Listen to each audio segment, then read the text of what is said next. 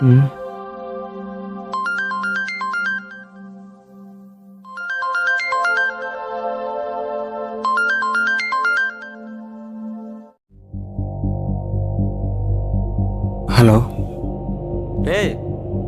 ఎన్నిసార్లు ఫోన్ చేయాలరా? సారీ అండి, నైట్ లేట్గా పడుకున్నాను, అందుకని లేకడం లేట్ అయింది.